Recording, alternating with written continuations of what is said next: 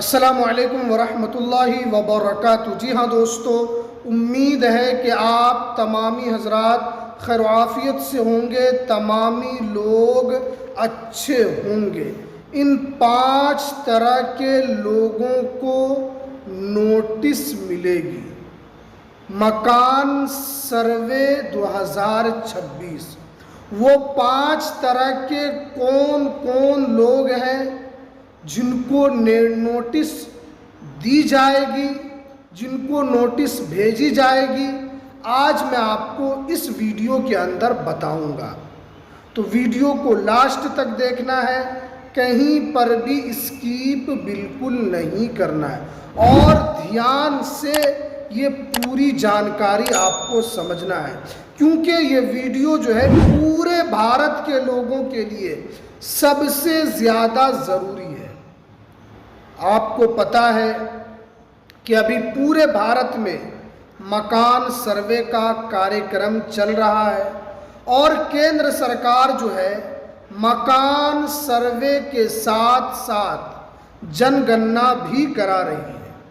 अब केंद्र सरकार का कहना है कि इन 5 तरह के लोगों को नोटिस मिलेगी। अगर आपको नोटिस मिलती है तो आपको उसका जवाब कैसे देना है, या आप नोटिस आने से कैसे अपने आप को बचा सकते हैं, और मकान सर्वे में वो कौन गलती आप कर रहे हैं जिसकी वजह से आपको नोटिस आएगी, वो भी आपको हम पूरी जानकारी इस वीडियो के अंदर बताएंगे। तो वीडियो को लास्ट तक आप ज़रूर देखिए। देखिए, यहाँ पर सबसे पहले यहाँ पर बताया गया है कि अपने मकान की गलत जानकारी देने पर आपको नोटिस आ सकती है।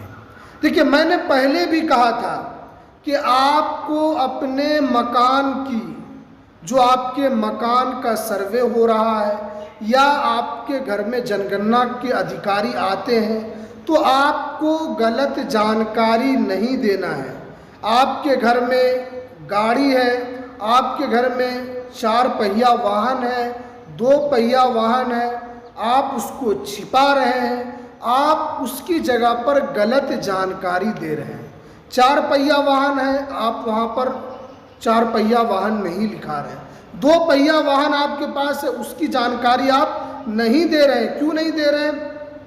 क्या आप सोच रहे हैं कि हो सकता है कि हमारा राशन कार्ड जो है, अभी जो हमें राशन मिलता है, हो सकता है वो बंद हो जाए, या पीएम आवास योजना का लाभ हम उठाते हैं, हो सकता है कि वो हमारा बंद हो जाए, या हमें पेंशन मिलती है तो वो पेंशन हमारा बंद हो जाए।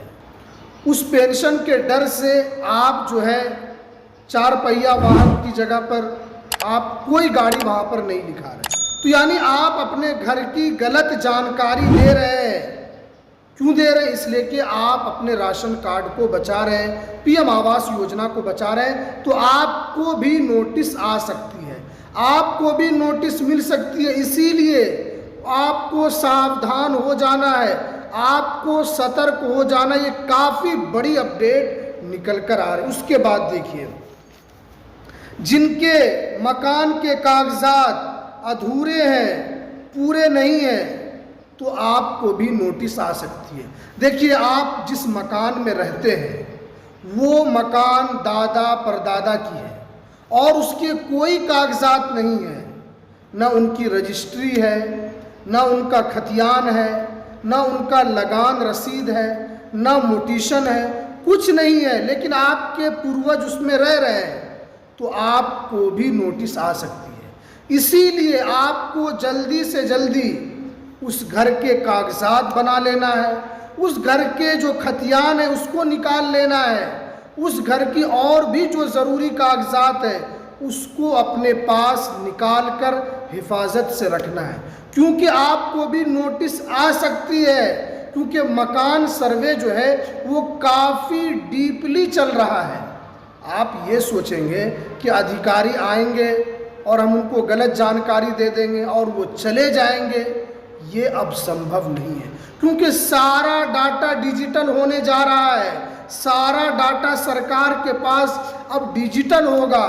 तो इसलिए आपको जो है अपने मकान की जो सारे दस्तावेज़ हैं उसको तैयार कर रख लेना है, रजिस्ट्री से लेकर खतियान से लेकर लगान रसीद तक। उसके बाद देखिए तीसरे नंबर पर, जिन लोगों ने सरकारी ज़मीन पर कब्ज़ा करके मकान बनाया है, ऐसे लोगों की पहचान सर्वे अधिकारी करेंगे, फिर नोटिस भी दिया जाएगा। देखिए भारत के अंदर जो है बहुत सारे ऐसे लोग हैं, या तो वो निजी ज़मीन पर रहते हैं या सरकारी ज़मीन पर रहते हैं। अगर निजी ज़मीन पर है तो कोई परेशानी नहीं है। अगर आप सरकारी ज़मीन पर रहते हैं या आपने सरकारी ज़मीन पर अतिक्रमण किया हुआ है या सरकारी ज़मीन पर कब्ज़ा करके आपने मकान बनाया है, तो आपके घर पर भी नोटिस आएगी, आपको भी नोटिस दिया जाएगा।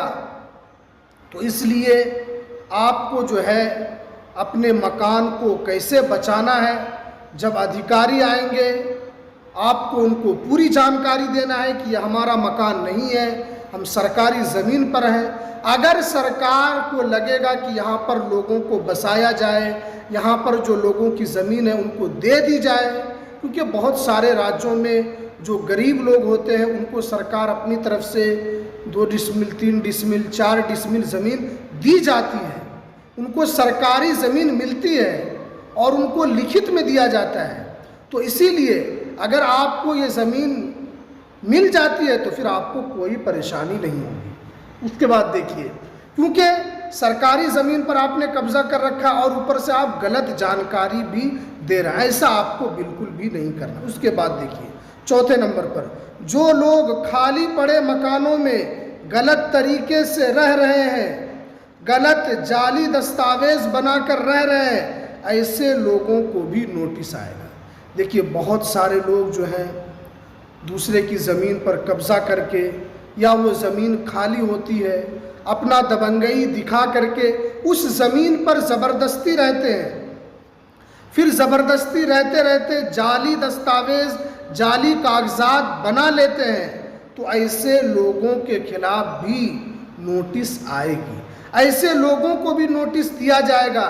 क्योंकि साफ साफ सरकार ने बताया है कि अतिक्रमण या गलत लोग जो दूसरों की ज़मीन पर कब्ज़ा कर कर बैठे हैं या जाली दस्तावेज़ के ज़रिए से अधिकारी को परेशान कर रहे हैं, ऐसे लोगों के खिलाफ भी कार्रवाई होगी, उनको नोटिस दिया जाएगा। उसके बाद देखिए, अगर आपके पास मकान है और आप फर्जी जानकारी देते हैं तो आपके खिलाफ भी नोटिस आएगा, क्योंकि सबसे बड़ा मामला जो है वो फर्जी जानकारी को लेकर है, सबसे बड़ा मामला गलत जानकारी देने को लेकर है। तो इसलिए आपको कोई भी जानकारी देना है, गलत जानकारी बिल्कुल नहीं देना है, वरना आप भी नोटिस के लिए तैयार रहिए। तो चलिए, ये 5 तरह के लोग हैं जिनको नोटिस मिल सकती है, जिनको नोटिस आ सकती है, इसीलिए आपको सावधान हो जाना है, सतर्क हो जाना है। तो चलिए, हमें दीजिए इजाज़त, फिर मिलते हैं किसी नेक्स्ट वीडियो में नई अपडेट के साथ।